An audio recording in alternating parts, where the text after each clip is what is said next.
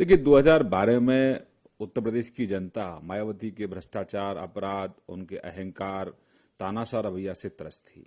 उम्मीद के साथ अखिलेश जी को लोगों ने चुना, लेकिन अखिलेश जी ने 4.5 साल तक जो मायावती जी की विरासत थी, अपराध, भ्रष्टाचार, उसको आगे बढ़ाने का काम किया और हर मोर्चे पर वो विफल रहे। सूबे की जो बिगड़ती कानून व्यवस्था है, सबसे ज्यादा बड़ा मुद्दा उत्तर प्रदेश में है।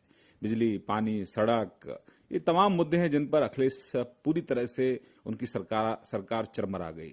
और अब क्योंकि लोग रिजेक्ट कर चुके हैं मायावती जी को भी, और अब परिवर्तन निश्चित है उत्तर प्रदेश में। लोग बदलाव चाहते हैं, सुशासन, विकास लोग चाहते हैं। और जो स्कूल जाने वाली हमारी बहनें हैं, कॉलेज जाने वाली बहनें हैं, वो सुरक्षा चाहती हैं। किसान खेत को पानी चाहता है, गांव में लोग सुविधाएं चाहते हैं, बिजली चाहते हैं। अखिलेश हर मोर्चे पर विफल रहे हैं। अब वो यात्रा निकालें या कुछ और अपना एडवर्टाइजमेंट दें टीवी में, अखबार में, क्योंकि जमीन पर तो अखिलेश है नहीं और नीचे वो जो भी विज्ञापन देते हैं, तो ये अब वो पूरी तरह से विफल हैं हर मोर्चे पर। यात्रा से मुझे लगता नहीं कि कोई उनको फायदा होने वाला है। देखिए 4.5 साल अखिलेश जी ने दोनों हाथों से सूबे को लूटने का काम किया और अब लूट पर गृह युद्ध छिड़ा हुआ है। और इसलिए अखिलेश जी या हों या आदरणीय मुलायम सिंह जी हों, शिवपाल जी हों, उनके बयानों में अगर आप देखें तो सिर्फ और सिर्फ परिवार तक ही वो लोग सीमित हैं। जनता कभी उनकी प्राथमिकता थी नहीं। तो अखिलेश जी की या उनके पिताजी की प्राथमिकता परिवार है।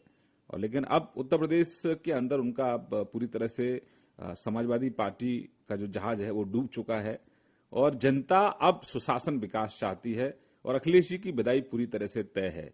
चाहे वो यात्रा निकालें, चाहे वो राशन कार्ड में फोटो छपवाएं, तो लोग अब मन बना चुके हैं कि अब इनका विदाई समारोह तय है।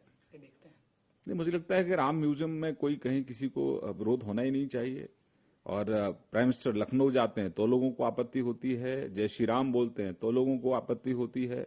तो ये तो कुत्सित मानसिकता से ग्रस्त है विपक्ष, क्योंकि विपक्ष पूरी तरह से एक्सपोज है। बिजली, पानी, सड़क और सूबे की जो कानून व्यवस्था है उस पर तो जवाब ना तो अखिलेश जी दे सकते हैं, ना बहन मायावती जी दे सकती हैं। कांग्रेस तो पहले से ही उत्तर प्रदेश से गायब है। तो ये लोग सुशासन, विकास मुद्दा ना हो, बिगड़ती कानून व्यवस्था मुद्दा ना हो, इसलिए अनावश्यक रूप से बार बार कहीं ना कहीं विवाद खड़ा करने की कोशिश कर रहे हैं। राम आस्था है, राम में लोगों की आस्था है। करोड़ों लोग चाहते हैं भगवान का भव्य मंदिर बने वहां, और उसके रास्ते भी हैं, क्योंकि मैटर कोर्ट में है और एक आम सहमति का रास्ता है। तो मुझे लगता है निश्चित रूप से वो भी कोई रास्ता निकलेगा। लेकिन जो लोग विफल हैं अपने अपने मोर्चों पर, मायावती जी विफल रही, मुलायम सिंह जी और उनका पूरा जो कुनवा है वो विफल रहा, तो कहीं ना कहीं वो मुद्दा जो है उससे डाइवर्ट करने के लिए इस इशू को बार बार वो कैंपेन का मुद्दा बनाना चाहते हैं। जबकि राम चुनाव का मुद्दा नहीं है। राम के प्रति लोगों की आस्था है। भगवान राम करोड़ों लोगों की लिए उनमें आस्था के प्रतीक हैं, हमारी संस्कृति के प्रतीक हैं, और वहां भव्य मंदिर बने तो करोड़ों लोग चाहते हैं। इसकी वोट बैंक की पराकाष्ठा है कि अपराधियों के खिलाफ कोई कार्रवाई मत करो। और ये जो लोग इंटॉलरेंस का एक कैंपेन चला रहे थे, मैं तो राहुल गांधी से पूछना चाहता हूं कि वो इंटॉलरेंस वाले कहाँ गए, जिनको आपने बक्सों में से निकालकर बाहर भेजा था, सड़कों पर घूम रहे थे। आज तो राहुल गांधी क्यों नहीं जा रहे हैं बेंगलोर, या राहुल गांधी के जो और मित्र हैं वो आज बेंगलोर क्यों नहीं जा रहे हैं? क्या जो वहां जो जिसकी हत्या हुई है नौजवान की, उसके परिवार में लोग नहीं है, उनकी मां नहीं है, मां का दर्द नहीं है? तो ये जो ढोंगी लोग हैं, जो फ्रॉड लोग हैं, आज उनसे मैं पूछना चाहता हूं कि मौतों पर क्यों राजनीति करते हैं? और अपराधी अपराधी होता है। मैं राहुल गांधी को कहता हूं कि अपराधियों को आप क्यों इतनी खुली छूट आपने दे रखी है? आप वैचारिक रूप से हमारे से लड़ाई नहीं जीत सकते, इसलिए आप इस स्तर तक राजनीति कर रहे हैं। ममता बनर्जी जो हैं वहां की मुख्यमंत्री, उनसे पहले जिस तरह से वामपंथी थे वो इस तरह से असहिष्णुता का परिचय देते थे, और अब ममता दीदी के जो गुंडे हैं वो इस तरह से असहिष्णुता का परिचय दे रहे हैं। थोड़ी बहुत भी नैतिकता है तो राजनीतिक लड़ाई राजनीतिक तरीके से लड़िए, वैचारिक रूप से हमसे लड़िए। आप तो सूबे पर पूरा आपका आधिपत्य है दीदी, तो आप इस तरह से हमारे लोगों पर क्यों पथराव कराती हैं? इसका मतलब कहीं ना कहीं आप डरी हुई हैं।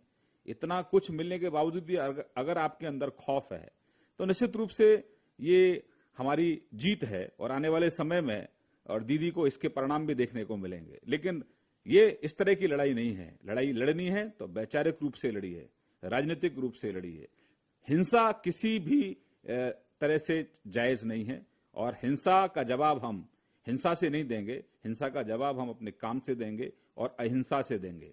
दीदी, कितने भी अत्याचार आप कर लो, इस तरह के चाहे गुंडों से कितने भी पत्थर आप फेंकवा लो, हमारे कार्यकर्ता, हमारे नेता आपके सामने नतमस्तक होने वाले नहीं है। आपके अहंकार को पश्चिम बंगाल की जनता चूर चूर करेगी।